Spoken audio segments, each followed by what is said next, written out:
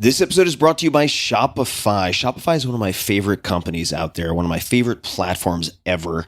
And let's get into it. Shopify is a platform, as I mentioned, designed for anyone to sell anything, anywhere, giving entrepreneurs the resources once reserved for big business. So what does that mean? That means in no time flat, you can have a great looking online store that brings your ideas, products, and so on to life. And you can have the tools to manage your day-to-day business and drive sales. This is all possible without any coding or design experience whatsoever. Shopify instantly lets you accept all major payment methods. Shopify has thousands of integrations and third-party apps, from on-demand printing to accounting to advanced chatbots, anything you can imagine. They probably have a way to plug and play and make it happen. Shopify is what I wish I had had when I was venturing into e-commerce way back in the early 2000s. What they've done is pretty remarkable. I first met the founder, Toby, in 2008 when I became an advisor, and it's been spectacular. I've loved watching Shopify go from roughly 10 to 15 employees at the time to 7,000 plus today, serving customers in 175 countries with total sales on the platform exceeding $400 billion. They power millions of entrepreneurs from their first sale all the way to full scale. And you would recognize a lot of large companies that also use them who started small. So get started by building and customizing your online store, again, with no coding or design experience required. Access powerful tools to help you find customers, drive sales, and manage your day-to-day. Gain knowledge and confidence with extensive resources to help you succeed. And I've actually been involved with some of that way back in the day, which was awesome. The Build a Business competition and other things. Plus, with 24/7 support, you're never alone. And let's face it, being an entrepreneur can be lonely, but you have support, you have resources, you don't need to feel alone in this case. More than a store, Shopify grows with you, and they never stop innovating, providing more and more tools to make your business better and your life easier. Go to shopify.com/Tim, that's shopify.com/Tim, all lowercase, for a free trial and get full access to Shopify's entire suite of features. Start selling on Shopify today. Go to shopify.com/Tim right now and check it out. They have a lot to offer. Shopify.com/Tim. This episode is brought to you by Theragun. I have 2 Theraguns, and they're worth their weight in gold. I've been using them every single day. Whether you're an elite athlete or just a regular person trying to get through your day, muscle pain and muscle tension are real things. That's why I use the Theragun.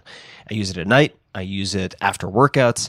It is a handheld percussive therapy device that releases your deepest muscle tension. So for instance, at night, I might use it on the bottom of my feet. It's helped with my plantar fasciitis. I will have my girlfriend use it up and down the middle of my back, and I'll use it on her. It's an easy way for us to actually trade massages, in effect. And you can think of it, in fact, as massage reinvented on some level. Helps with performance, helps with recovery, helps with just getting your back to feel better before bed after you've been sitting for way too many hours. I love this thing. And the all-new Gen 4 Theragun has a proprietary brushless motor that is surprisingly quiet. It's easy to use and about as quiet as an electric toothbrush. It's pretty astonishing. And you really have to feel the Theragun's signature power, amplitude, and effectiveness to believe it. It's one of my favorite gadgets in my house at this point. So I encourage you to check it out. Try Theragun. That's Thera, Theragun. There's no substitute for the Gen 4 Theragun with an OLED screen. That's OLED for those wondering. That's organic light emitting diode screen, personalized Theragun app, an incredible combination of quiet and power. And the Gen 4 Theraguns start at just $199. I said I have 2. I have the Prime, and I also have the Pro, which is like the super Cadillac version. My girlfriend loves the soft attachments on that. So try Theragun for 30 days starting at only $199. Go to therabody.com/Tim right now and get your Gen 4 Theragun today. One more time, that's therabody.com/Tim, THERABODY.com/Tim. Optimal minimal. At this altitude, I can run flat out for a half mile before my hands start shaking. Can I ask you a personal question? Now would seem an appropriate time. What if I did the opposite? I'm a cybernetic organism, living tissue over a metal endoskeleton. Tim Ferriss Show. Hello, boys and girls, ladies and germs. This is Tim Ferriss, and welcome to another episode of The Tim Ferriss Show, where it is my job every episode to deconstruct world-class performers from all different disciplines, all different worlds. My guest today, a fan favorite, is Seth Godin. You can find him on Twitter at This Is Seth's Blog. Seth is the author of 19 international bestsellers translated into more than 35 languages. Can't wait until he has his 20th. That'll make that number so much cleaner, including Tribes, Purple Cow, Linchpin, The Dip, and This Is Marketing. He writes daily at Seth's.blog, which is one of the most popular blogs in the world and has been for, decades, I would imagine at this point. He's also the founder of the Alt MBA and the Akimbo workshops, online seminars that have transformed the work of thousands of people.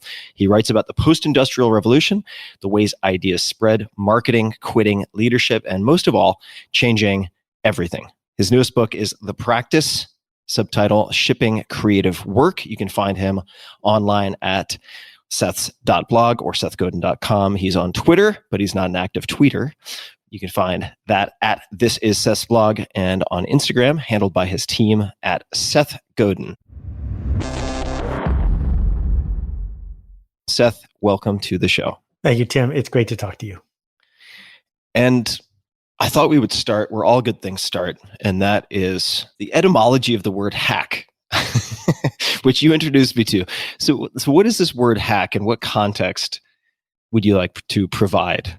Oh, so many ways to dig into this. So here's the deal. When London was smaller, on the outskirts of London was a borough called Hackney. And Hackney was a place where they would raise horses. They didn't raise thoroughbreds. They didn't raise extraordinary show horses. They raised just average horses at an average price. And so if you got a Hackney horse, you probably did it because you were, a handsome cab driver. And that's where your nickname came as being a hack, in that you didn't have a special horse. You simply had a horse. There's nothing wrong with raising a hack. There's nothing wrong with buying a hack. Being a hack is about giving the customer exactly what they want at a decent price. However, it is important to distinguish it from the magic/fraught topic of our art, of that thing that lights us up, the work that we actually want to do. And so my book, The Practice, is about that gap between being a hack, selling as if you're a hack, and the other thing, which is the generous act of doing something magic, of leading. And it really bothers some people to hear their work described as hack work. But I think there's nothing wrong with it. You should own it, because you need to distinguish it from that other work you can do. Now, you're talking about something that bothers other people. I want to talk for a minute or 5 about things that bother you. So one of my favorite aspects of our conversations, to give a little slice of life for people, I picked up a book because I erroneously thought you had recommended it to me. It came up on the podcast somewhere else. I shan't name it unless you would like to, but I picked up this book. I really love the introduction and the first chapter or two, and I prematurely sent a text to Seth implying that I was impressed with this book he had recommended. And not too far thereafter, we had dinner. We sat down and you're like, tell me about this book, because I could not disagree more with everything in these pages. Effectively, I'm paraphrasing. So I like how direct you are. You do not mince words when it comes to opinions that you've formed. And I would love to know what other commonly used words or phrases bother you, whether it's the concepts of the words themselves or how they are wielded, right? Because in this case, you're taking a word hack and you're going back to the roots and you're recontextualizing it and showing that it can be a neutral or positive thing, not just a derisive term, right? Are there any other terms, phrases, concepts that are bandied about that bother you? Well, there are a couple that I find really useful to question. And one is the way we interchange learning and education, and the other one is the way we play with the word quality. So I'm happy to start with either one, but quality might make an easier place to go. Let's go to quality. Okay, so quality, if you want to be a perfectionist, is a great way to hide, because you don't want to be an enemy of quality. That when someone says, well, I can't ship this yet because the quality isn't there. When someone says, why are you racing through that? Don't you want to put quality into it? Well, we're defenseless in the face of that. And so someone who doesn't want to ship their work is going to stand behind perfectionism. But perfectionism has nothing to do with perfect, and perfect doesn't have a lot to do with quality. So quality has a very specific definition. It comes from Edwards Deming and the rest of the quality movement of the 40s and 50s, the people who gave us the Toyota. And what it means is meets spec. That's it. Meets spec. And so if I said, what's a better quality car, a Toyota Corolla or a Rolls Royce? The answer is a Toyota, because a Toyota meets spec. It more reliably does exactly what it's supposed to do when it's supposed to do it than a Rolls Royce does. A Rolls Royce is a different thing. It's luxury. It's ostentatious spending of resources to create something most people can't have. And that's a fine thing too, if you want it. And that kind of quality is also worth chasing if that's what you wanted. But it's easy to show that high fashion goods, luxury purses, things that we would say have quality, don't actually last as long as something from REI. So again, back to meeting spec. And then the third definition of quality is the magic of magic. So in the book, I talk about the difference between Hamilton and West Side Story. Most people have never seen them on Broadway. Hamilton is famous because something changes in a lot of people in the audience when they see what Lin-Manuel built. On the other hand, West Side Story cost a fortune. The tickets were $400. The projection screen was the best I'd ever seen. And nobody remembers what happened on stage because the quality of magic wasn't there. What do you mean by magic, or how would you describe that magic to someone who isn't present? What is the magic? So if we go to the colloquial understanding of magic, someone who does a coin trick where it disappears from one hand, it's just gone. For a moment, we feel real tension. And it's the tension of that couldn't happen and that happened at the same time. Once you know how the trick is done, it's simply a trick. The magic evaporates. And in the case of great writing, great customer service, great theater, the first time you experience it, the unexpected moment when lights turn on for you, I want to call that magic. So if you've ever been inside a Richard Serra sculpture, Dia Beacon, it's a 2 million pound piece of steel. If I showed you a sketch of it, you wouldn't get the joke. But if you saw it in real life, something would change in you if you understood the genre and what came before, et cetera. So I believe that now that we've got AI and robots and offshoring and the rest, the work that's left for us is the work to create magic. How do you think, and maybe this is a bad question, but Lin-Manuel Miranda and his team do that in Hamilton more effectively? Is it an unusual combination of elements? Of course it is. I mean, in many respects, I've seen the show. What else is there to that experience or that piece of art, that product in your mind? So I was talking to someone the other day about this, and they were talking about the fact that they were eager to make some sort of creative magic, but they were just waiting for a really good idea. I said, you mean a really good idea like a multi-million-dollar Broadway musical based on an obscure Revolutionary War character with the entire cast played by people who aren't traditionally cast in those roles, and a soundtrack sort of based on rap and hip hop? Like that kind of really great idea? Because it's not a really great idea, right? And it doesn't work because when you read the paragraph about it, or even if you read Cherno's book, it was obvious that this was a good idea. It's a good idea because it is a series of moments that create tension and then relieve it. It is based on a mixing of several genres by someone who really, truly understands them. So the things that happen in Hamilton rhyme with the things that came before. If you're a fan of Broadway, you notice things that fit in, even though you're surprised that they do. If you're a fan of rap or hip hop, you notice things that fit in, even though you might be surprised that they do. He makes references in every single line to some giant who came before. And so that texture grabs people who have cultural awareness. And then He takes you every few minutes to a place where you're not sure it's going to work. And then he relieves the tension and starts the process over again. And it's easy to hear this rant and think, well, that only happens in a good Broadway show. But I would argue it happens at a fine restaurant dinner that you're going to remember. And it can also happen at a business meeting, because we're humans, and that's the roller coaster that informs how we remember the world.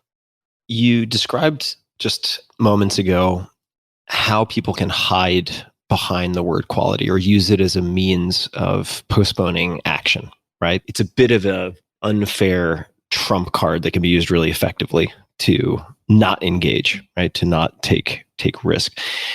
There's I want to say a corollary of sorts to that I wouldn't mind. I would like if you could just reiterate for folks. We've spoken about it before, and that is kind of hiding behind the big, behind creating something gigantic or affecting a billion people, et cetera. Could you speak to that? Because I think this is closely related, and then I have a follow-up.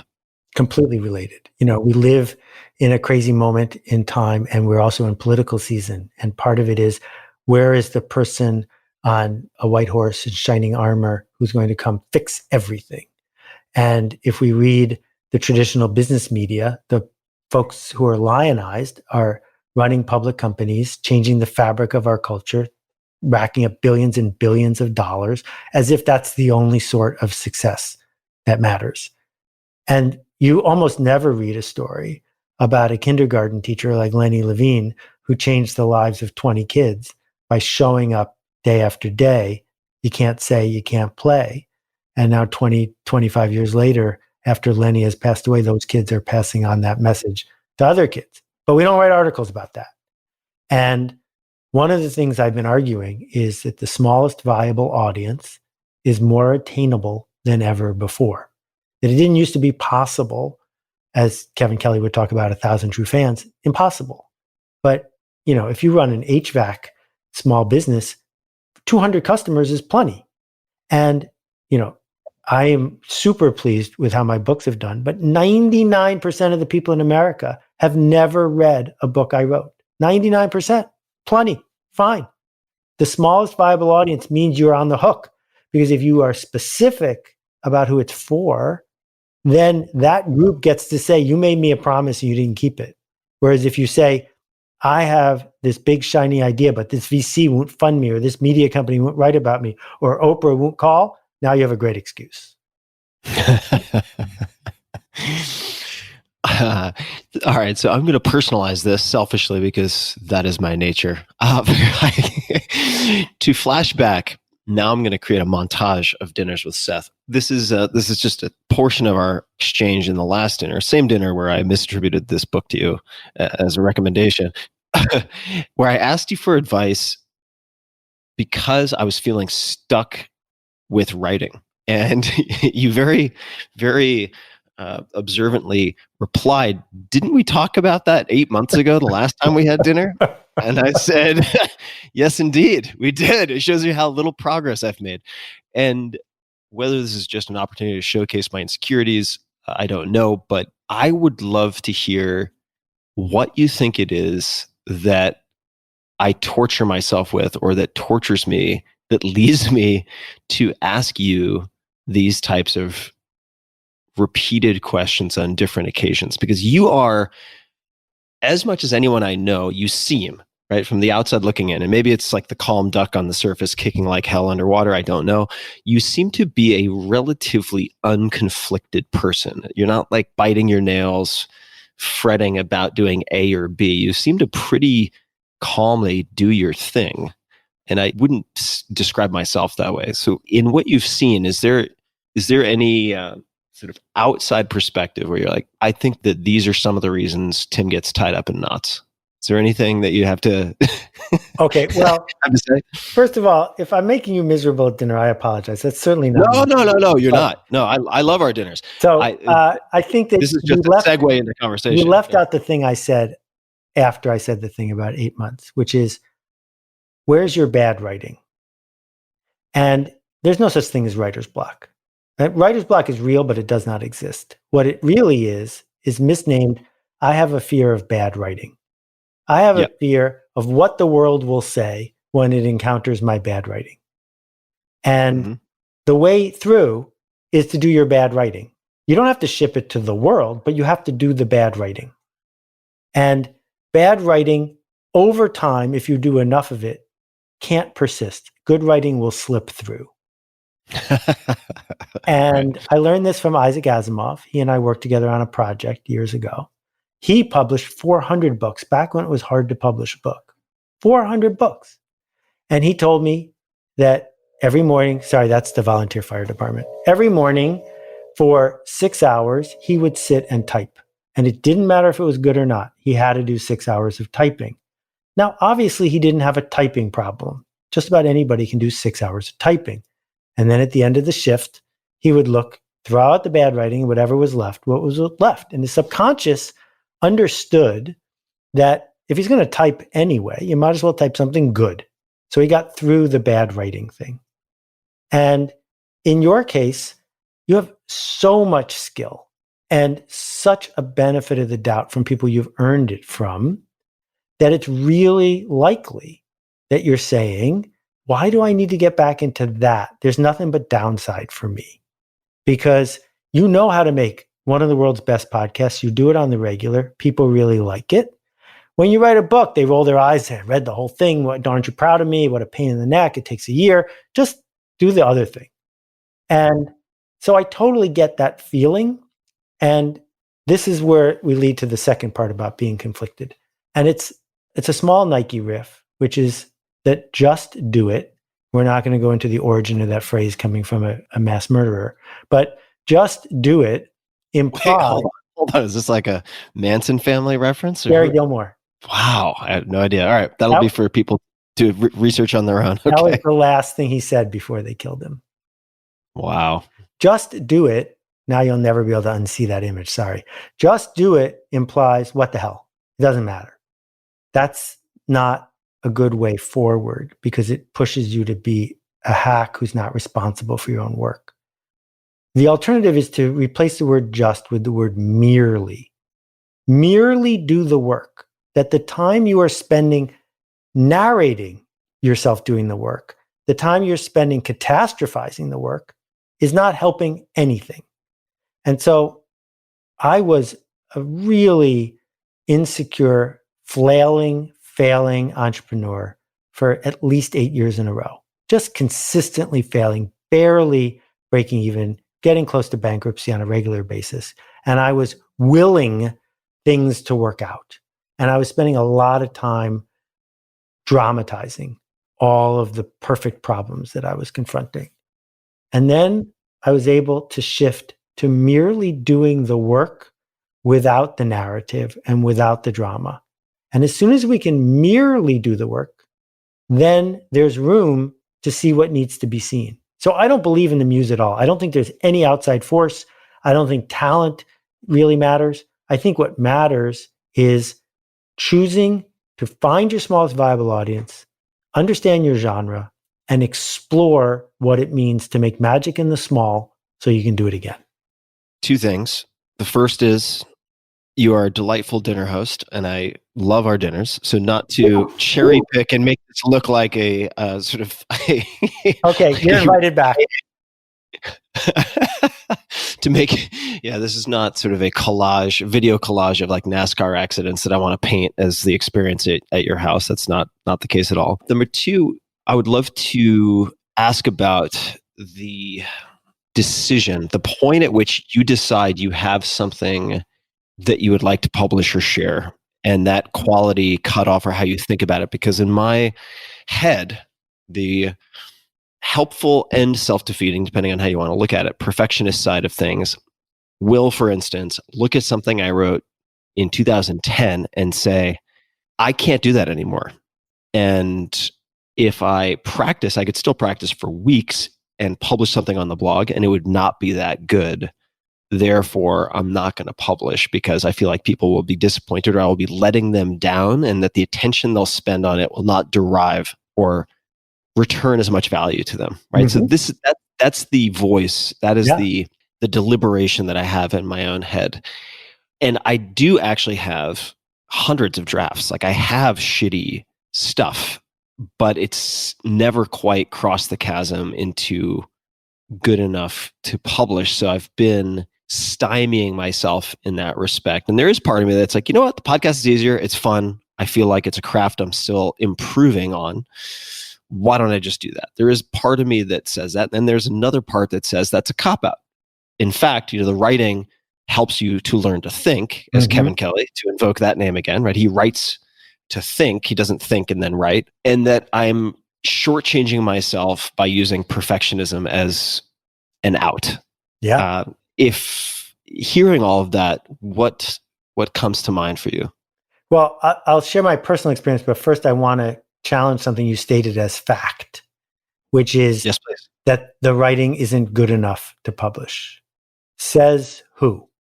Says me, right? It's right. That's me, right? Mm-hmm. So it's not that the writing isn't good enough to publish. It's that when you look at the writing, your analysis of where you are in the marketplace and the promise you'd like to make and keep doesn't match the writing that's in front of you. But I dare say, as talented as you are at so many things, this might not be your best skill, knowing when it's ready to publish. Yeah, true. And it may make sense in this world where it is ever easier to hire somebody to do the thing they are good at, to say to this person, here's 5,000 words aimed at this kind of reader. Tell me where I'm got light and tell me where I should take stuff out. Because the way you get, my friend who I went to business school, Evan, climbed Mount Everest back when that was a very big deal. And I had never seen any, there was no YouTube or anything. And I was quizzing him, what's that like? Well, he said that the first weeks are just spent walking up this trail. That's not that hard a trail to walk up with tea houses along the way and stuff like that. It's only toward the end, once you've committed to climbing Mount Everest, that Mount Everest actually gets really hard to climb. And it's a fortunate coincidence for the climbers that it happens in that order, because your sunk costs have increased so much by the time that it gets serious that you're too embarrassed to turn to your peers and say, I can't put in the work. And so what you're doing before you get to the hard part is you're inventing a reason to stop. And you said something that was really poignant, which is you look at stuff you wrote in 2010 and you say, I can't do that anymore. Well, two things happened to me. First, 20 years ago, I wrote a book called Permission Marketing. It became a New York Times bestseller. And I said, I'm done. What could I do first time out of the gate? Because I'd been a book packager before, but this is my first, quote, real book. How could I beat that? So I stopped. I just stopped. And I sat in the dark for a year. I just didn't do much of anything because I said, I can't hit lightning like that again. And thanks to Malcolm Gladwell, he was unknown. He sent me this new book called The Tipping Point, and he asked me to write a blurb for it. And I read it in one night and realized that without knowing it, I had been writing a book about how ideas spread. And in the next 12 days, I wrote a 225-page book. And I sent it to Malcolm and I said, look, if you want me to not publish this because it seems like you unlocked the key and I don't want to take away anything from The Tipping Point, I will stop and just throw it out. But I needed to get this out of my system. And he was such a mensch. He gave me his blessing and wrote the foreword. And I realized in that moment, I couldn't write Permission Marketing again. That day was gone. But I could write this book and someone would benefit from it. Mm. And then 10 years later, the same 2010 you're saying, I wrote a book called Linchpin. And I will never be able to write a book that good again. I will never write a book that goes that deep, close to my bones, that makes me feel the way that book made me feel. And after that book came out, I felt the same way again, which is, well, if this is the journey, I found the end of the journey. And I realized 6-9 months later that was selfish. And that leads to the other key thing I want to talk about, which is generosity. Because generosity doesn't mean free. People pay for a surgeon who's going to save their life. Generosity means that you're expending emotional energy, emotional labor to help somebody else. And as soon as I could shift it around in my head to say, there's somebody over there who could use a hand, then it wasn't about me anymore. And I wasn't parading anything. And it got way easier to merely do the work without commentary because there's somebody over there I'm doing it for. Here we go. Just a quick thanks to one of our sponsors, and we'll be right back to the show. This episode is brought to you by Athletic Greens. I get asked all the time what I would take if I could only take one supplement. The answer is invariably AG1 by Athletic Greens. If you're traveling, if you're just busy, if you're not sure if your meals are where they should be, it covers your bases. With approximately 75 vitamins, minerals, and whole food sourced ingredients, you'll be hard-pressed to find a more nutrient-dense formula on the market. It has a multivitamin, multi-mineral greens complex, probiotics and prebiotics for gut health, and immunity formula, digestive enzymes, and adaptogens. You get the idea. Right now, Athletic Greens is giving my audience a special offer on top of their all-in-one formula, which is a free vitamin D supplement and 5 free travel packs with your first subscription purchase. Many of us are deficient in vitamin D. I found that true for myself, which is usually produced in our bodies from sun exposure. So adding a vitamin D supplement to your daily routine is a great option for additional immune support. Support your immunity, gut health, and energy by visiting athleticgreens.com/Tim. You'll receive up to a year's supply of vitamin D and 5 free travel packs with your subscription. Again, that's athleticgreens.com/Tim. You have a great quote in the introduction of the new book from sculptor Elizabeth King, and I'd love to hear you explain this or give examples of how it can apply or might apply. The quote from Elizabeth King is, "Process saves us from the poverty of our intentions." What does that mean? There would be no book if it weren't for that quote from Elizabeth King. I don't know how it ended up on my desk. It came from somebody else who took credit for the quote, and I started tracking it down because it so resonated with me. And after talking to him, he acknowledged, well, someone else really said it first. And I found this woman. And if you close your eyes and visualize a sculptor, you might be visualizing her. And if you think about how she lives her life and the number of hours she puts into each piece of work, it's extraordinary. And they made a documentary of some of her work, which you can see on Amazon. I had never heard of her, but now she's my friend. And I've just learned so much from that one sentence. What she is saying is this: tomorrow morning, when you wake up, you probably won't feel like engaging in the practice. And if you do, you probably won't feel that way the next day. That what we do is once decide. We decide that we're a runner, and runners go running every day. We decide we're a blogger, and bloggers blog every day. And that decision lightens the cognitive load so much because there's no time, no reason to negotiate with ourselves because we already had the meeting. We already decided. Now the question is not, should we go or not? The question is, should we go left or right? But we're going. Are there other macro decisions like that in your life that you could give as examples of saving yourself from the poverty of intentions or from the whimsy of how you feel on different mornings? Well, so the other one, which is as big as that one, is I think authenticity is a crock. And I think authenticity is overrated and talked about far too much.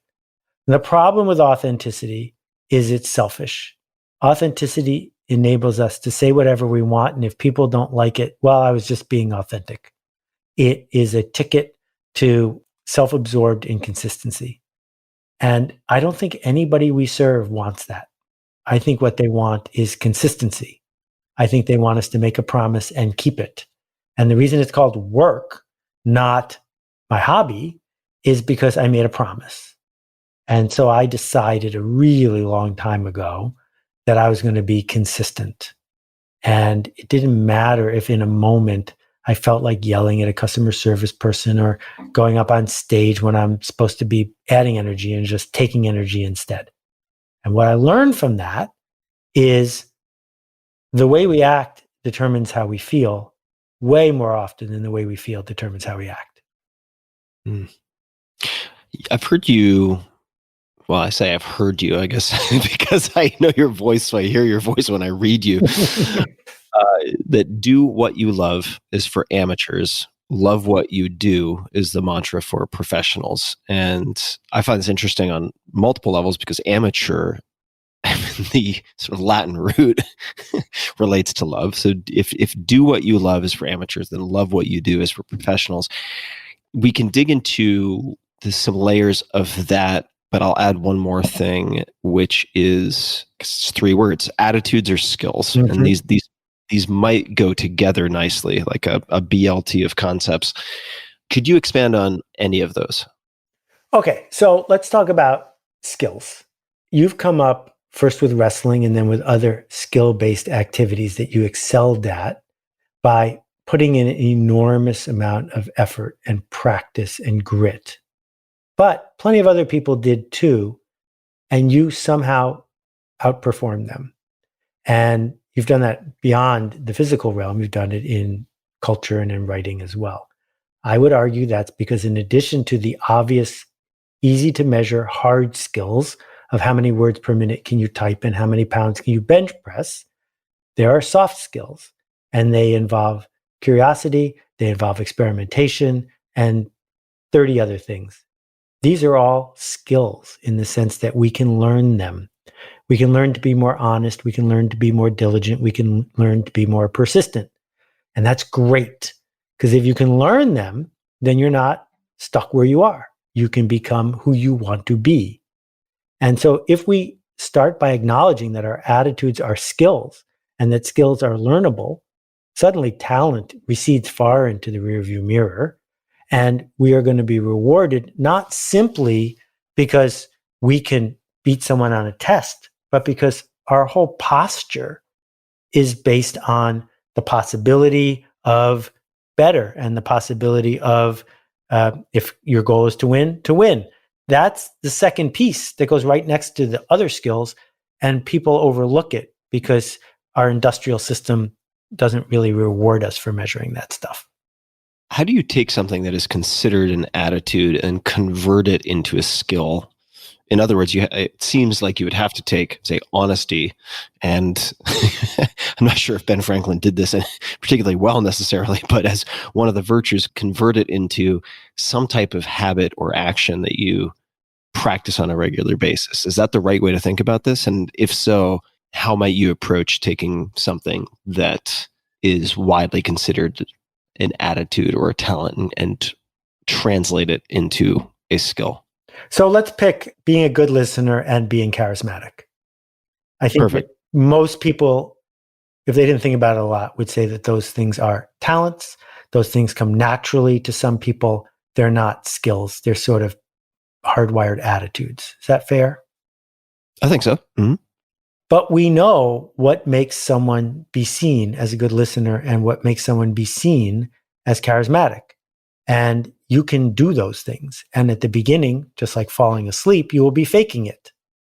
But then, just like falling asleep, you will be doing it. And in the case of being a good listener, it might sound stilted at first to ask follow-up questions. It might sound unnatural at first to leave a beat when you ordinarily would jump in. Right? Like most people don't think of me as a good listener because I jump in. And other people who I know don't. They leave that extra beat. Well, that's a skill. And, whether it's Dale Carnegie or anyone who's followed in his footsteps, you can learn those things. And at first you seem as awkward as someone who just learned how to ride a bike. And then you don't. Got it. So I should also say that, just to reinforce what you're saying, becoming a better listener and that extra beat, training yourself to utilize that extra beat is absolutely a practice. I remember Cal Fussman, who wrote for Esquire for ages and ages and ages, and has interviewed everybody, Muhammad Ali, I think Gorbachev, you name it. And his expression is, let the silence do the work. Mm-hmm. And you can remember that and then apply it. It is a learnable, practicable skill.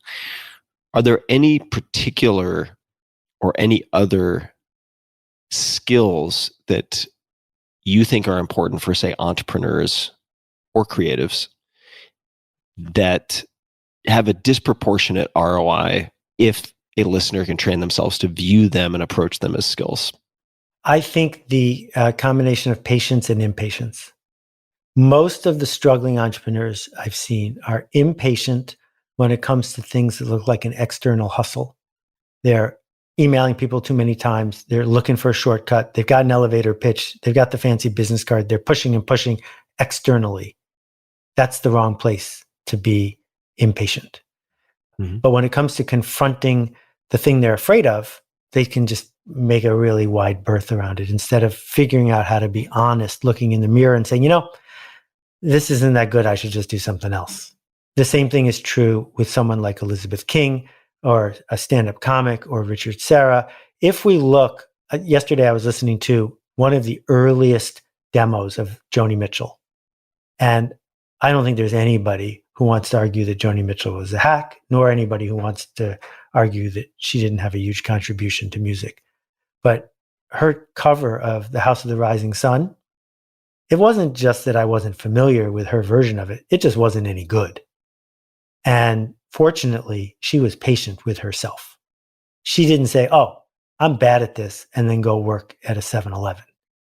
And so where we need patience is in confronting the things we're going to get better at and in strapping in for a useful journey. And where we need impatience is with our fear and with our selfishness. What about worrying? What's your perspective on worrying? So I had a riff a while ago. It was one of my most popular blog posts. And I'm hesitant to dive too deep because I am not a medical professional. And there are people who are challenged by organic and trauma-related illnesses. But for leaving that group aside, anxiety is experiencing failure in advance. At least it is for me. Meaning that after it's over, we don't call it anxiety anymore. We're in grief or we're rebuilding. But when it might go wrong, worrying, anxiety is what we feel when we're imagining it did. And that's not helping anything. And so the question is, how do we focus that part of our attention on something generous instead? Because anxiety and worry is almost never in service of someone else. It's in service of our need for the status quo and reassurance. And I think that reassurance is futile because you never have enough of it. Can you say more about that, please? So it feels Reassurance is futile because we can never have enough of it. right. So it feels great to get reassurance. I wish that the phone would ring and it's the head of the Pulitzer Committee saying that they read this thing I wrote and it's fantastic. I would be high as a kite for at least a day and a half. And then you'd need it again, because what it did for you was make you feel for a moment like bad outcomes weren't going to happen until you got new evidence that they might, and then you're back to anxiety and worrying again. So people who get hooked on reassurance might end up building an intimacy with the person who's reassuring them all the time.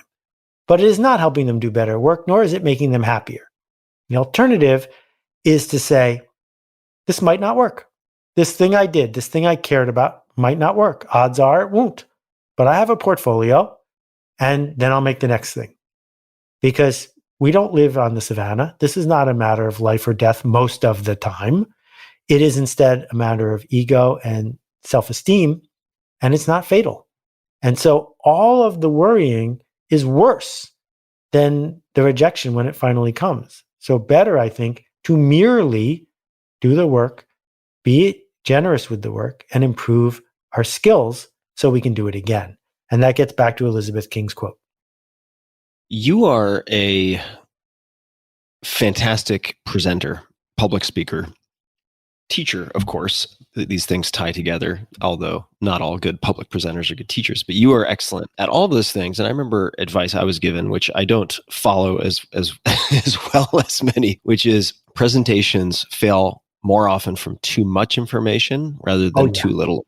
I think this is true of books also. And part of the reason why, as one instance, the 4-Hour Chef was such a incredibly challenging and also confusing book, ultimately something I'm very proud of, but it tried to do more than any 3 books should try to do. And it ended up being very problematic for that reason, not from the writing perspective, not so much from the reader perspective. In any case, how do you think about constraints? And can you give any examples of constraints, historical constraints that you like in your life or applied to other creatives, entrepreneurs, anything? Okay, so it's a 2-part question. The first part is about pedagogy and the thinking about how people learn. And I think one reason that a lot of people are bad at teaching is because they don't think about pedagogy. All they know is they know something. And if they could just recite all the things they know, someone else will know it too. And that's not how learning works. So the challenge that we have is not seeking information density. And Tufte, I think, made a mistake with this, with his graphs, that trying to cram as much information in a square inch as we can about Napoleon's whatever. Yes, someone who's into that, who's willing to dissect it, will find a marvel of information inside. I look at a book like The 4-Hour Chef, and it's stunning. The scope of what you did, the depth of what you did, but it has a Tufte density problem in that, very dense, right? In that you were counting on somebody to go deep into it, get inside your head, and learn what you learned. But that's not how the typical person we seek to serve learns something. That we learn things by becoming momentarily incompetent.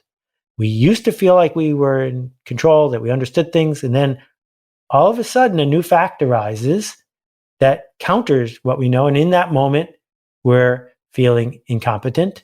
And that's when most people quit.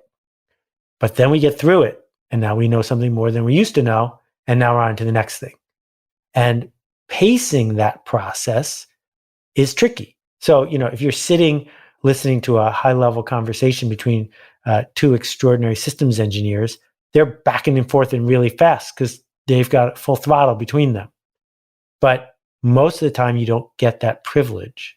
And so the challenge is not to dumb it down, but to figure out what are the useful chunks of tension that you can create where someone can feel the tension, get through the tension, absorb it, and then be ready for another bit. And media challenges us because every once in a while something breaks through that's super dense.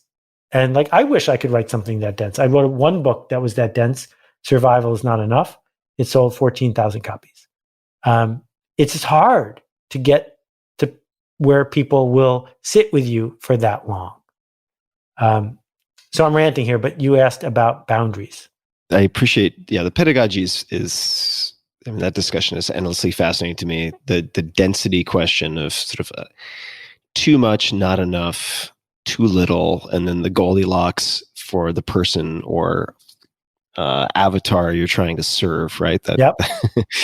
is something that we could talk about for a very long time. I'd also ask, and I think this applies in some respects, right? If you're trying to learn a skill, I think it's also very helpful to apply some constraints, at least to define what you're trying to learn with very tight constraints. So constraints or boundaries. I think there is a fetishizing of freedom in a very unhelpful, actually kind of debilitatingly nebulous way among many entrepreneurs, among some creatives who view ultimate freedom, infinite choice, I could do anything at any time as the ideal. I think, although I suspect very few people have experienced what that level of paradox of choice actually inflicts on a human mind. But could you speak to, however you want, constraints, boundaries, and how you or other people have applied them, actually, and hold that just as a bookmark. You've talked about creating tension a few different times in your work or in your presentations, in anything that you do. Could you give an example of how you create or have created tension and then had that release of tension? Since you've mentioned that a few different times, I'd love to hear a real world example. Then we can zig back to constraints and boundaries? Oh, well, let's start with a trivial example. Ready? I'm ready. Knock, knock. Who's there? Exactly. So there's, we didn't agree in advance to have a back and forth that would lead to a stupid joke. But as soon as you say who's there, a tiny sliver of tension is created, which is, why is he doing this and what's going to make it worth it? Right?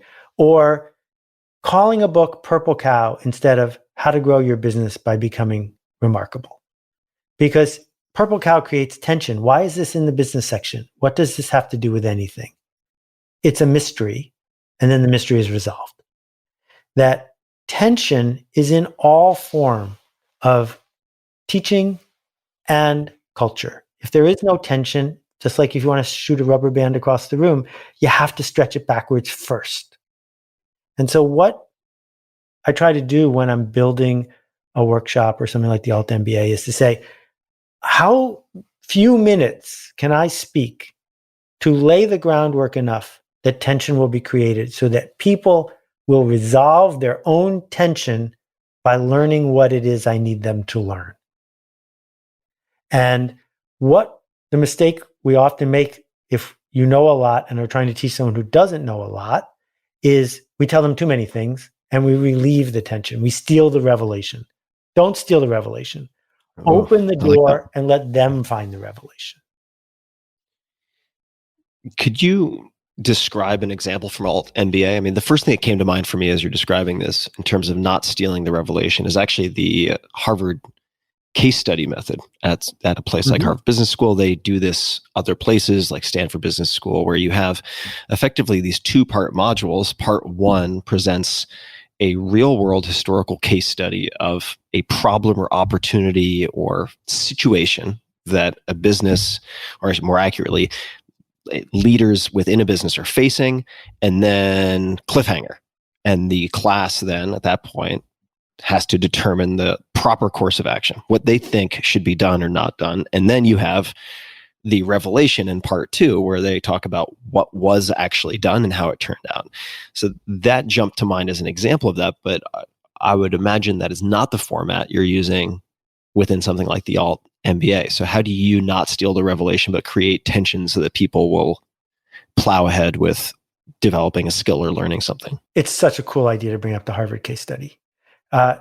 There is a reveal sometimes in a Harvard case, but it is not the revelation. And that's why it works. That if you knew the reveal, the class wouldn't go better. The revelation in a Harvard case is when a student comes up with an approach that they wouldn't have had if they hadn't heard the conversation, and that probably isn't what the company did. Because it's that furrowing around in a safe space that lets you experience years and years and years of strategic business thinking in 1 year. Because, so like one of the most famous cases, there was a gas chain called Atlantic Richfield Arco. And there was pages and pages of spreadsheets about their credit cards. And because in the gas business, when gas was 30 cents a gallon, credit cards were a big chunk of what they did.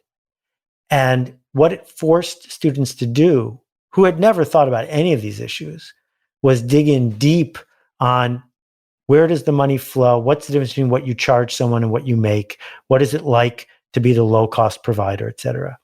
Well, the reveal is that Arco just canceled all their credit cards, and they became the first chain that was just cash only in the 70s and 80s. But it didn't matter that that's what they did. What mattered was 30 or 60 people together were digging into this situation. And so I didn't have any of that in mind when I built the Alt MBA. And just an aside, so we're up to 5,000 grads, but I shouldn't say we anymore because it's now a B Corp and it's run by Marie and Alex.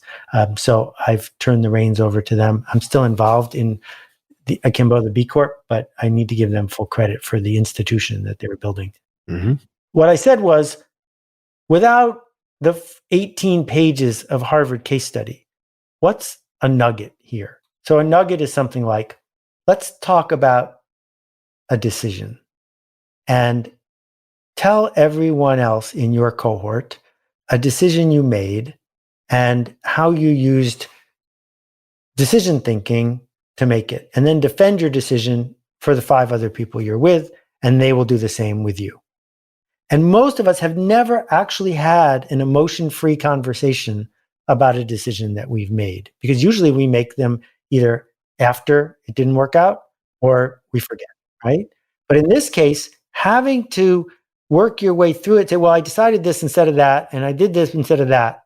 Suddenly, without me telling you, without anybody telling you, you realize there's actually a calculus to making almost any decision. And you glossed over the parts that you were afraid of, and now you can see them differently. And when you add to that the persistence of the cohort, what you end up with is this increase in safety and enrollment, which are the 2 core elements of learning that enable you to deal with ever more tension, which leads to more incompetence, which leads to the revelation. Well, so many different directions we could go. Can we talk about from there? But we skipped over constraints. I really want to talk. Oh no, we didn't skip. I Okay. threw a boomerang, Okay. and we're coming back to constraints. So we could talk about Susan Rothenberg, painted horses. We could talk about Ken Burns. We could talk about Mr. Rogers.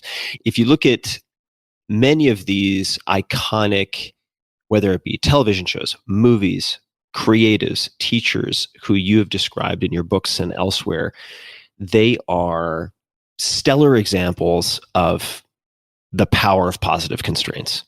And I would just love to hear you tell a story or two that really stand out for you, whether it's other people or the constraints that have been incredibly impactful for you personally. Constraints used to frustrate me so much, and now they are the core of my useful working life. I'll start with this. When I was growing up, I broke my arm and I broke my nose playing hockey. And I was terrible at it. But I knew what was going on the ice, but I was terrible at it. The thing is, if you've ever tried to play hockey on a rink that has no boards, that's just a giant lake, it's a totally different game. The boards are the point. Without the boards, there is no hockey. And for me, I've set up constraints all around me. Constraints about how I choose which projects, constraints about what I eat, constraints about what a project can entail and what it can't entail, constraints about how many people work with me, constraints about which media I'm going to be in and which ones I'm not going to be in. And they're all arbitrary, that there isn't a law of nature that says, don't be on TikTok, don't be on Twitter, but it's okay to have a daily blog. I don't know where those rules came from. I just made up rules because having constraints lets me get to the edge. It lets me get to the boards without breaking my nose. That knowing, so in the case of the Alt MBA, I built it in a 2-week period of time in the desert in Utah, and I made like 7 constraints because I could have built it in 100 different directions. But I made constraints about what the dropout rate would be, what the tools we would use would be, what tools we wouldn't use, what it would cost. All of those things went in before I started brainstorming anything, because I know that the cost of going back and starting over is tiny, whereas the cost of making up the constraints after you have what you think of as a great idea are enormous. When people start a business, or I should say rather, it was about to become an illustration of what you probably don't want to do. When someone comes to you and says, I am thinking of starting a business, how would you usher them through the process of deciding on constraints before they embark on creating some darling that they're not willing to kill or Exactly. Yes. get tied up in knots? So the core questions that we begin with are, what resources are you willing to put into this? Either resources you're willing to expend emotional labor and risk to get, or resources you already have. They could be resources of time and risk tolerance and money, right? Number 2 is, who do you want your customers to be?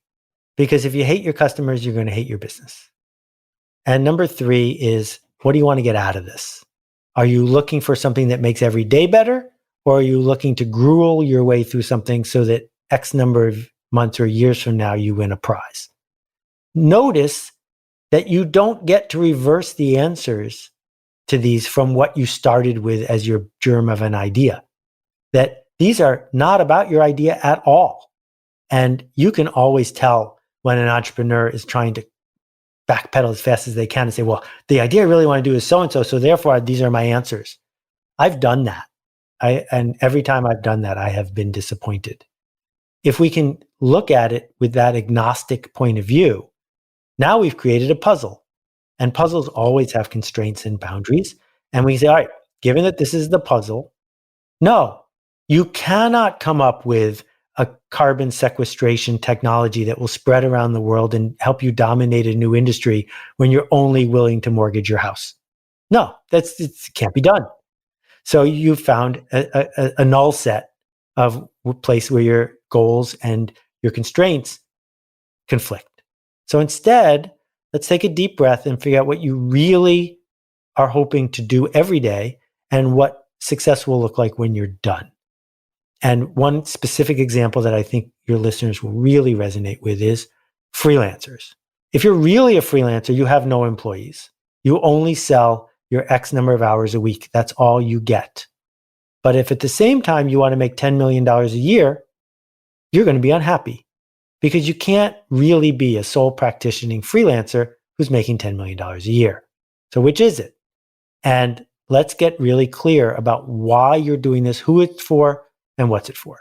What do you do with someone who has started a business or a creative endeavor, or they're a freelancer who, now they have X number of employees and the original plot has kind of escaped, if that makes any sense, or priorities. And they now want to take the car into the shop and apply some constraints. Is there a particular approach you might recommend to those people who have, they're already out of the garage, they've been driving around, they're like, okay, there's a problem. This needs to be fixed. The answer could be, of course, just retiring. Yeah, exactly. That's one option. But are there other ways that you encourage people to explore constraints if they already are in motion with something? So you've touched on one of the most important elements of human nature, which is our inability to ignore sunk costs. Sunk costs are the unspoken minefield of mistake in which we rationalize why we have to justify the thing we already have. We invent new meanings for the word momentum well beyond Isaac Newton. And we imagine that we have to stick with what we did. So much of the time, learning to ignore sunk costs is the single most useful thing I can point out to people. However, there are times when you actually do have momentum, when you have trust, when you have assets, when you have a chance to go forward. And in the book, I tell the story of REM. And REM was a successful college radio band that was gigging hundreds of times a year, but they were not the REM of today. They weren't this famous, legendary band. And they made two decisions. They invented two constraints before they made a new album. And the constraints were, we're going to stop touring for 4 months. And you'd be amazed at how few bands add that constraint. If you saw the Go-Go's documentary, the Go-Go's would have definitely had a half a dozen more hit albums if they had just stopped touring for 3 months when they were all burning out. And then the second thing they did was they switched instruments. That the guitarist switched to the mandolin and the bass player switched to the guitar. And they said, you're going to have to play a different instrument on this album. Those two decisions ended up creating one of the best-selling albums of the decade because they got all the benefits of their momentum and their trust for each other and the trust with the fans, but those fresh eyes and those new boundaries enabled them to explore new edges. And it's at the edges where the tension lies.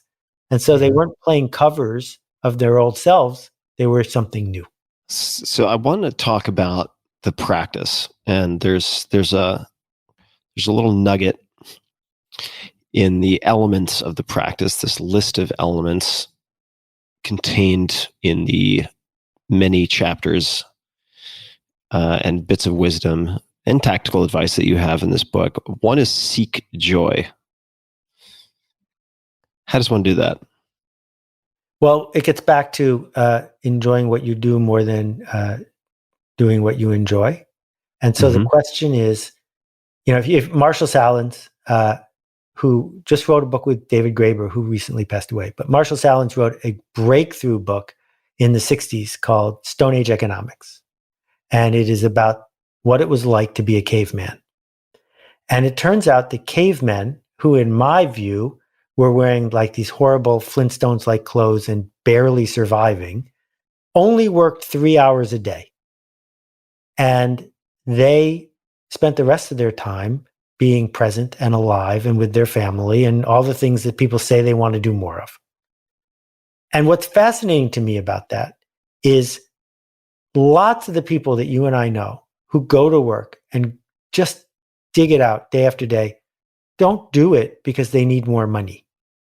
They are seeking some sort of status, some sort of emotional engagement, some sort of energy. But they forget along the way, because they signed up for this other game, that there is the game one can play of, wow, that really was cool what I just made. That fills me with joy. I just did something generous. I just connected with someone at an elemental level. That they're too busy playing somebody else's game to play that game.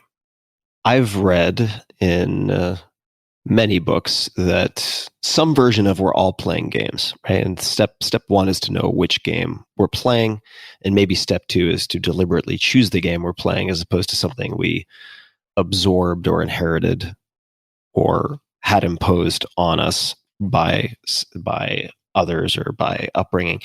You have zigged quite a lot when others have zagged.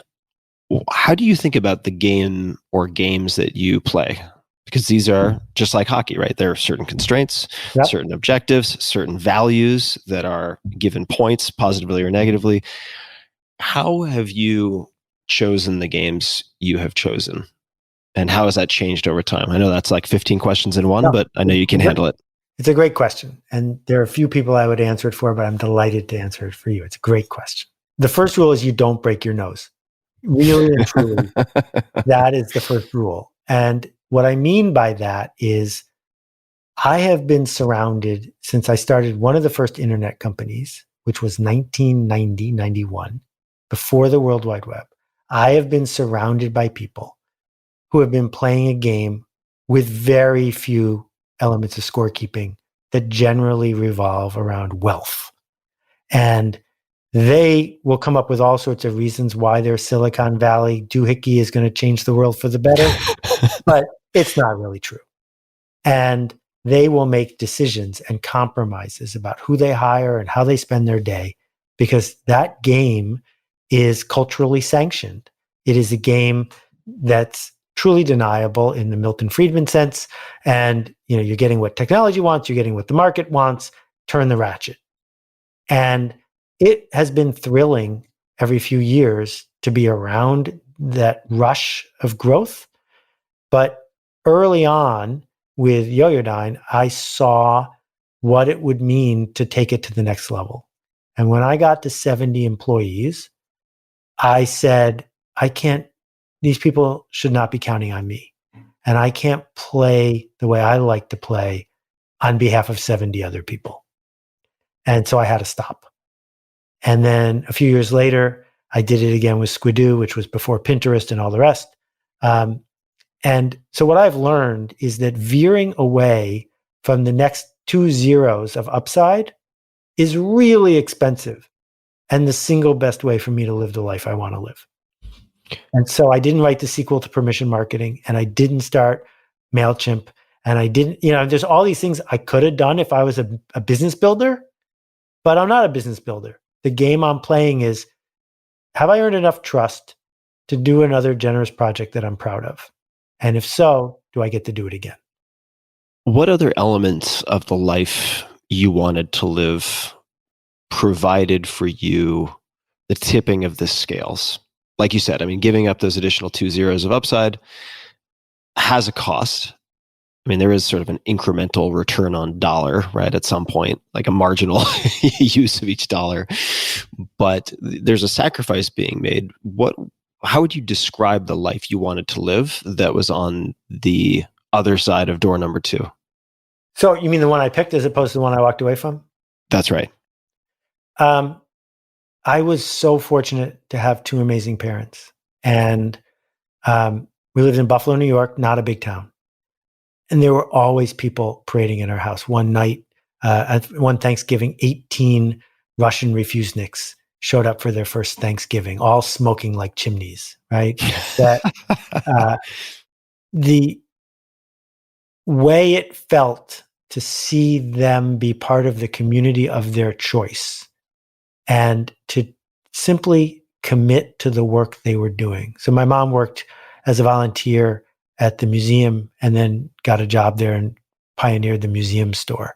And she just stuck with it and stuck with it and stuck with it without a lot of drama, but in terms of it was sustaining.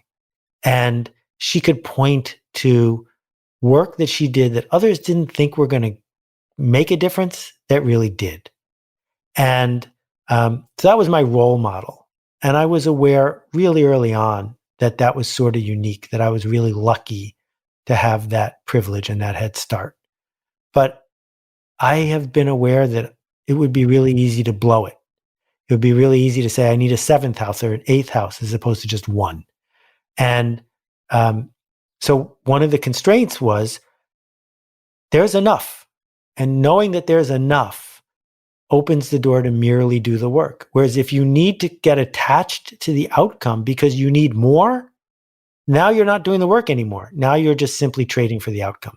What's so bad about trading for the outcome? Is it because, and I'm playing a bit of a devil's advocate here, but is it that you ultimately cannot determine the outcome because so much is outside of your control? Is that what makes that unappealing? Is it just that day to day you're kind of trading misery now for some low probability, ill-defined happiness in the future that is probably not going to come true? What are the main risks of kind of betting on outcome? Because that is what a lot of people do, right? I mean, I'm in Austin, but it's right now as opposed to Silicon Valley, but the outcome driven decision making is the default, I would say, in the sort of individualized American culture, at least. What are the main risks that you see that I haven't mentioned? A couple ways to look at this. You're exactly right that the current Western mindset is tell me if it's going to work and then I'll do it. And part of this comes from school, which is, you're in school if someone says, will this be on the test? The phrase, will this be on the test means I am willing to momentarily memorize this if you're willing to trade me for an A. And if not, I'll zone out because I got plenty of other things to do. I'll be back when you're ready to trade. But then let's go one more step. There's a hackneyed, there's a hackneyed expression, which is, what would you do if you knew you could not fail? And I find that completely unhelpful because it's basically a genie question. All right, I want invisibility and I want control over this and you're never going to get those things. Here's my question. What would you do if you knew you would fail? What would be worth doing even though it's not going to work? And if you've got things on that list that you haven't been doing, ironically, those are the things that are most likely to work because other people aren't doing them either. And this idea of attachment, I mean, Chögyam Trungpa Rinpoche said, the bad news is we are falling. The good news is there's nothing to hold on to.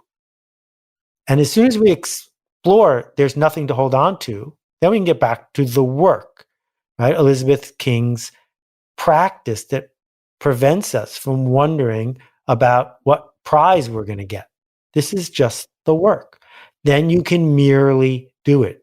Most people who enter the Boston Marathon know they're not going to win, but they enter anyway. And that's the way I think life is probably more like than I will only enter the marathon if I'm going to win it. The practice is your what book? Which number? By the way I count it, maybe 20. 20. Why write this book? So as you and I both know, writing a book is a ridiculous venture. It takes a really long time. And then when you're done with it, almost nobody says fantastic the way they do, say, if you made a new record. Because when you make a record, people go, oh, listen to it. But when you make a book, they ask for a prize because they finished reading it. And so I only write a book when I have no choice. And what makes me have no choice?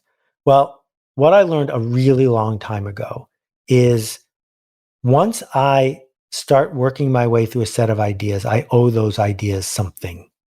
And I owe them a package and a way for them to come to people in a venue that I hope will help.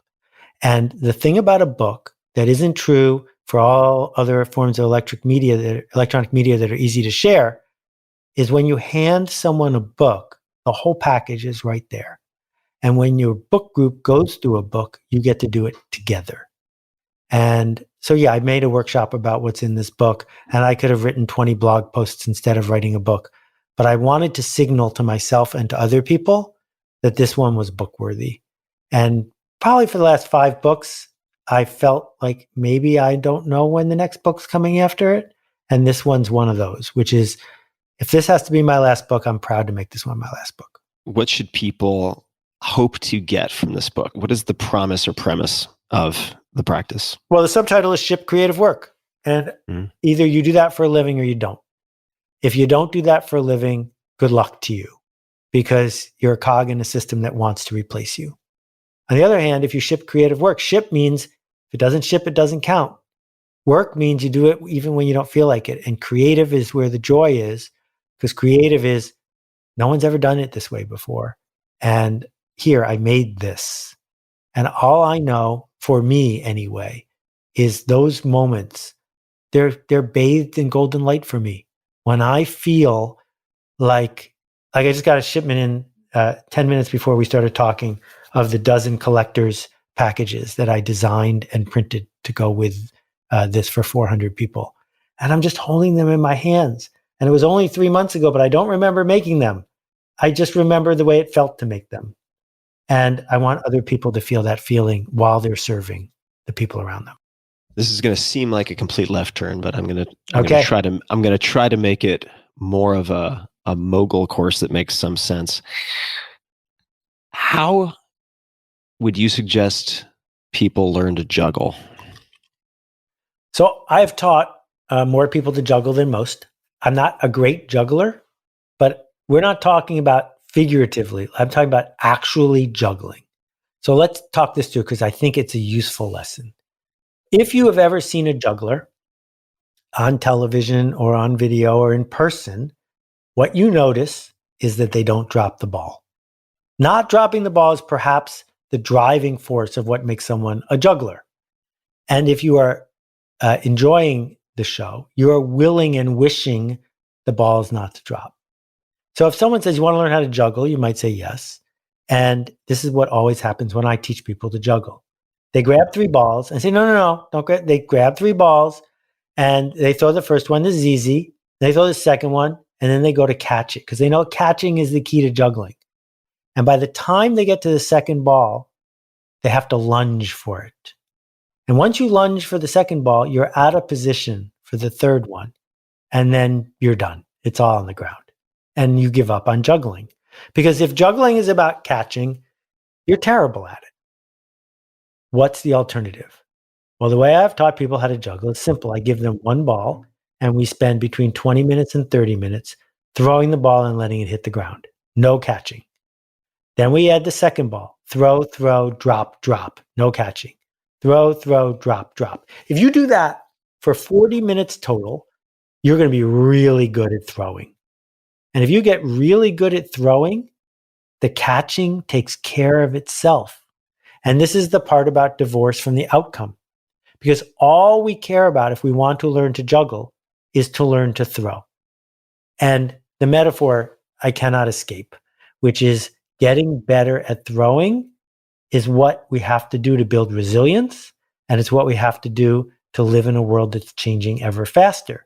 Because if we try to anchor on outcomes and control results, we're in the catching business, and then we're really in bad trouble. So to continue with this, the throwing instead of catching, right? This inversion of importance that then allows someone to actually learn the skill they set out to learn, but doing it in a very counterintuitive way.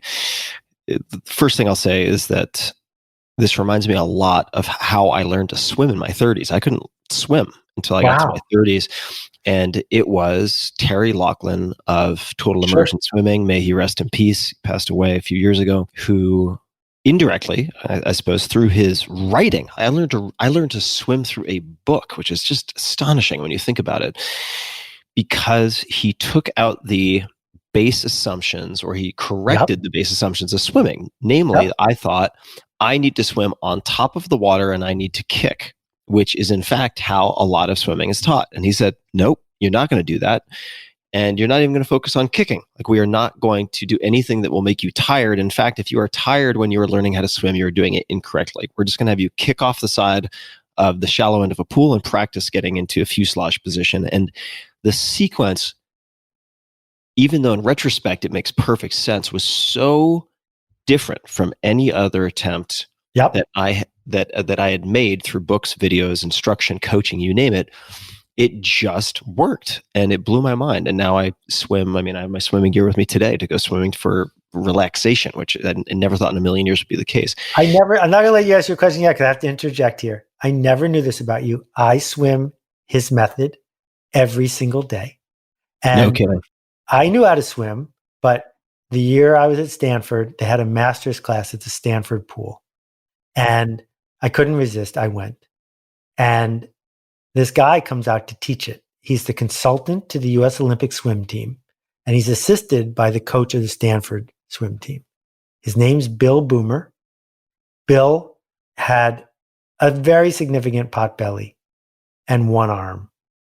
And I'm like, this guy's going to teach us how to swim. And the beauty of it was, it's all about the process and not about the outcome, because you don't get good at the outcome for a long time.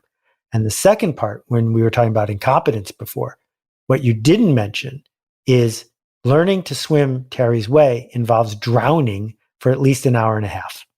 And that's why most people don't get to the other side. Just to be clear, it is an uncomfortable practice by design. There is, if done correctly, no risk. There's a physical risk involved if you're doing it with supervision. And he will do also things like remove breathing, right? In the sense that you are not swimming and learning how to breathe at the same time. It's just too much, right? Yep. It's like being given a unicycle and 7 balls to juggle. It's like, that's just not going to work for the vast majority of folks. And so he says, all right, great. Well, let's take the breathing out of it. That failure point will be removed. Let's take out the breathing. We're just going to focus on hydrodynamics and teaching you that naturally, because of the density of your body, you're going to be 70+% underwater when you swim, period, full stop. You're not a hydrofoil. And you gave then what I think is, in some respects, a comparable example of a logical but counterintuitive progression with the learning to throw instead of catch. Yep. If someone were to ask you, how would you teach someone to be creative? And I'm asking that in a deliberately maybe problematic way, but what would your answer be if they were like, great, I get the swimming example, I get the juggling example, I want to be more creative. What's the equivalent for becoming more creative? What would you say? It's exactly the same. And I've done it many, many times. Here you go. If you want to learn how to juggle, you have to drop an enormous number of balls. If you want to learn how to swim, you have to sort of drown. And if you want to learn to be creative, you have to show me an enormous number of bad ideas. Pick the smallest region, domain, any segment you want. Start listing your bad ideas. Keep listing your bad ideas. Let's prove that your bad ideas are not fatal. That's part one. Part two, domain knowledge and genre. It is true that every once in a while, an outsider shows up with something that nobody on the inside ever thought of. But that's not usually what happens. What usually happens is someone who has good taste decides to be willing to be creative. And good taste means you know what your audience wants 10 minutes before they do. That's all. You can't have good taste unless you have domain knowledge and understand genre. So if you combine those two things, shipping on the regular and good taste, you can be creative. When you say genre, what do you mean? Because this is if someone is accused of, and I use that word very deliberately, being a genre writer or a genre this, genre that, it can be used in a derisive way. Sure. What do you mean by genre, and how would you prefer people to understand genre? So generic and genre are not being used by me in the same way. Genre means, what am I expecting when I encounter your work? So Earl Stanley Gardner wrote mystery novels, and they fit neatly into the genre of mystery novels. We knew which section of the bookstore to put them in, but they were nothing like Agatha Christie novels. And Earl Stanley Gardner sold 250 million books by writing his own distinct, idiosyncratic, peculiar, particular books that clearly were in a genre.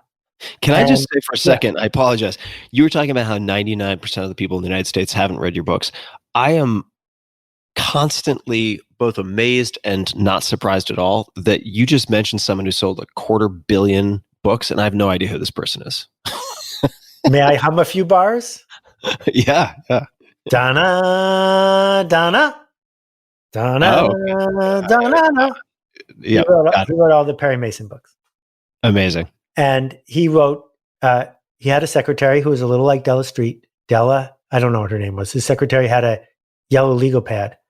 Earl dictated the books while she followed him around, didn't edit a word. Every 2 weeks, he had a new one. Wow.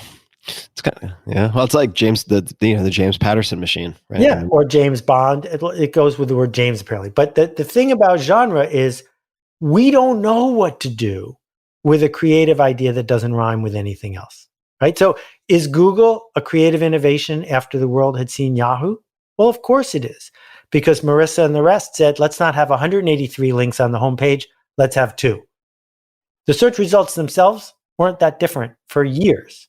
But the leap was, you know what a search engine is. This is just like that search engine, except it's different. But if they hadn't seen Yahoo and Alta Vista, they never could have built Google, and we wouldn't have known what to do with it if we hadn't seen a search engine.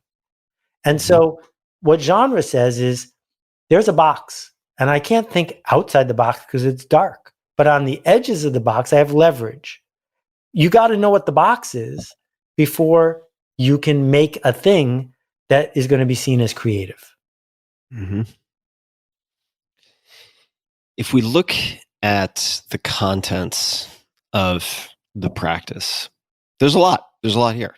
230. It's 230 chapters, and the book's less than 230 pages long. Yes. Right. So 230 chapters. And I'm looking at a partial list, and I wonder which of these you hope people will pay particular attention to because they are mother qualities of a sense. And what I mean by that is, and I can't recall the attribution, so I won't try to make it up on the spot, but I've heard in different forums, courage is the sort of mother virtue of all virtues, because at the breaking point, at the testing point, without courage, none of those virtues can be enacted. Something along those lines. I like that. Yeah. Are there any particular chapters or qualities, principles that you really hope people will pay particular attention to that, if not act as prerequisites, in some fashion help the others? So one of the reasons that this needs to be a book or a workshop that lasts 150 days is we're so complicated. Everyone's come up with their own combination of what's holding them back. And the way to unlock it, I wish there was a hierarchy and a taxonomy that said, this is how we get all the way up to the top. I don't feel like it's Maslowian in that way. I feel like we each find our own sinecure, our own way to hide out from the thing that is keeping us from the creativity that we want to deliver. And it starts to eat us up inside. And that the deeper we've built it, the harder it is for us to have an outsider help us. The list of excuses we have is infinite. And so I don't know if I could point to this one, which unlocks all of them. I guess the juggling one has a big piece of it, which is throwing, not catching. And I think the generosity one, which is I'm not throwing for myself, I am throwing for other people. When I add those two up, what I end up with is this. Creativity is a generous act. Get out of your own way. Don't ask for a guarantee. Simply, merely ship the work without drama and without dialogue.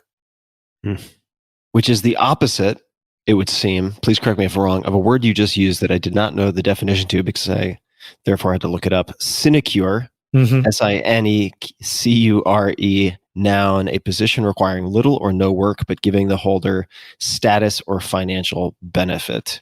From the Latin sinecura, cura, without care.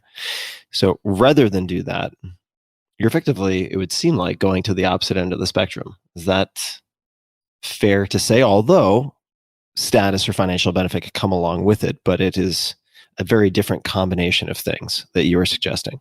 So let's go back to Joni Mitchell, because something happened to Joni Mitchell after, I don't know which album number, and it was that she was unstoppable, that her albums were on every radio station and were in every college dorm room. And Joni was in danger of becoming a hack because the audience knew exactly what they wanted from a Joni Mitchell record and exactly what they wanted from a Joni Mitchell concert. And Joni Mitchell looked at that and she said, I'm 30 years old. I could do this quite profitably for the next 40 years. It's a sinecure that she will be beloved and she will never fail because writing another Joni Mitchell song was pretty easy for her. And so she made a record called Don Juan's Reckless Daughter. And then she made a couple other ones after that seemed intentionally designed to alienate her audience. But they weren't. They were intentionally designed to alienate the old Joni Mitchell's audience so that she could find her smallest viable audience and make the music she wanted to for them. Because her goal wasn't to sell more records. Her goal was to explore that golden place of, wow, this might not work. But if she kept making the things that would work, she would ruin her life. And I'll listen to that record, God Must Be a Boogeyman with Jaco Pastorius on the fretless bass. And there's still songs in there I don't get yet. But I'm so proud of her to have said, enough, I have enough. Now, how do I make better? What would you do even if you knew you would fail? I love that. I love that recasting of the question that I've always enjoyed, but for any number of reasons, very often not come up with great answers to. What would you do if you knew you could not fail?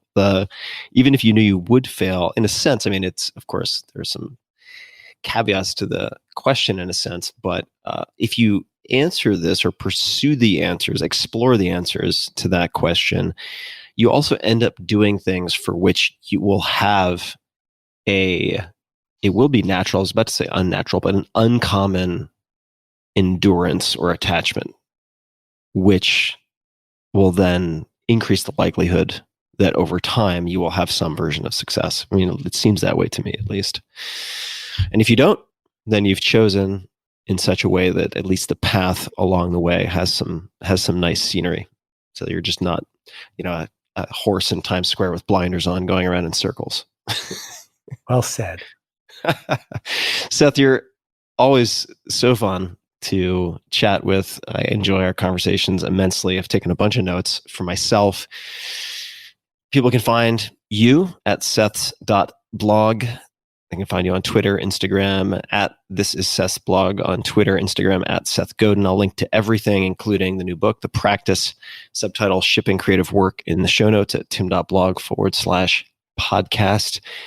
Is there anything else you would like to say? Any recommendations, requests, comments, complaints, anything that you'd like to put in front of the listeners before we wrap I up? would, because you gave me the last word, which is it's easy to forget how hard you, Tim, have worked at leading, illuminating, and pushing yourself to become different, better versions.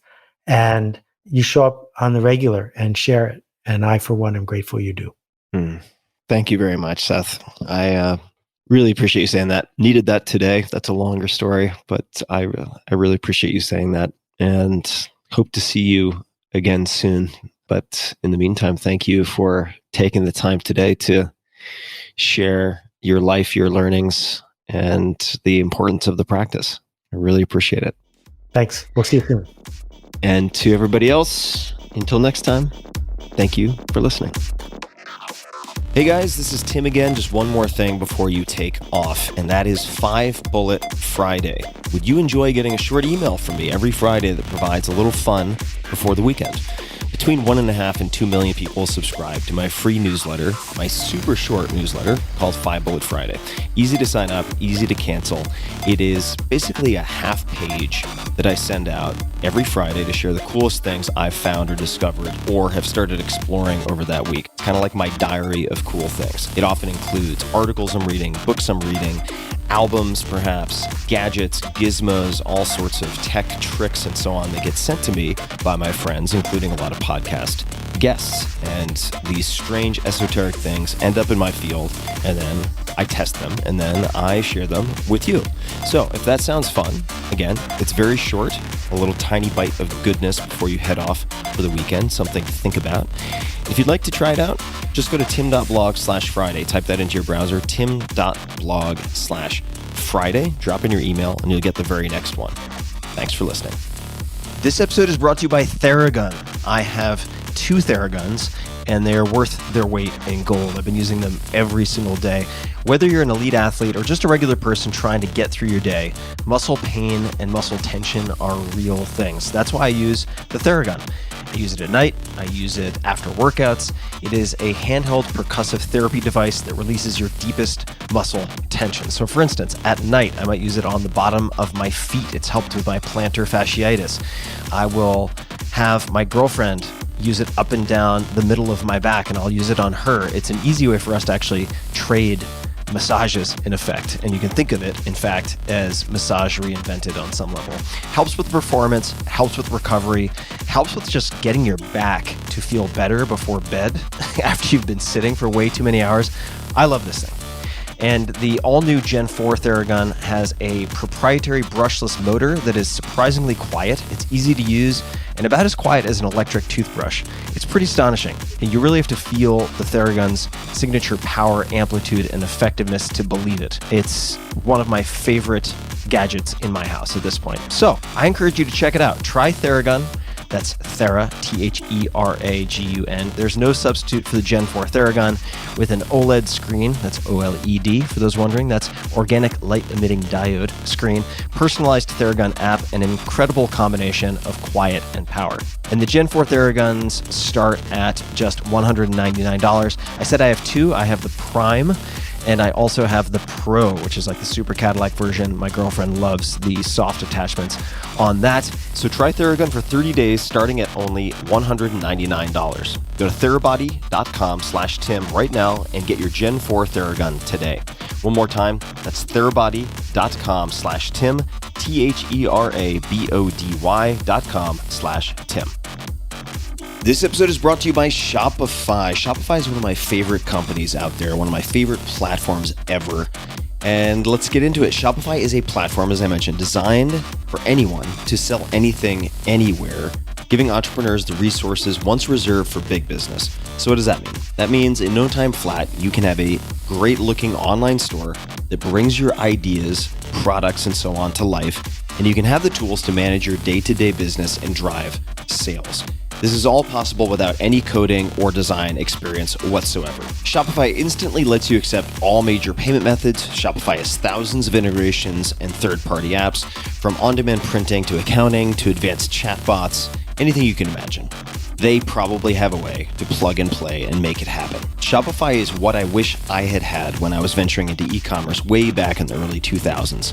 What they've done is pretty remarkable. I first met the founder, Toby, in 2008 when I became an advisor, and it's been spectacular. I've loved watching Shopify go from roughly 10 to 15 employees at the time to 7,000 plus today, serving customers in 175 countries with total sales on the platform exceeding $400 billion. They power millions of entrepreneurs from their first sale all the way to full scale. And you would recognize a lot of large companies that also use them who started small.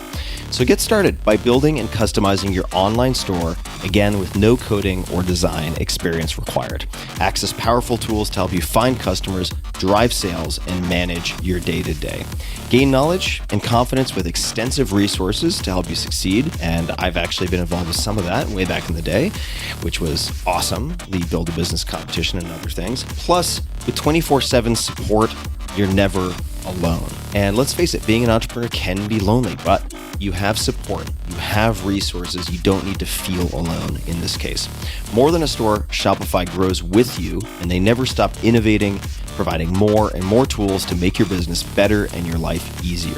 Go to shopify.com/Tim, that's shopify.com/Tim, all lowercase, for a free trial and get full access to Shopify's entire suite of features. Start selling on Shopify today. Go to shopify.com/Tim right now and check it out. They have a lot to offer. Shopify.com/Tim.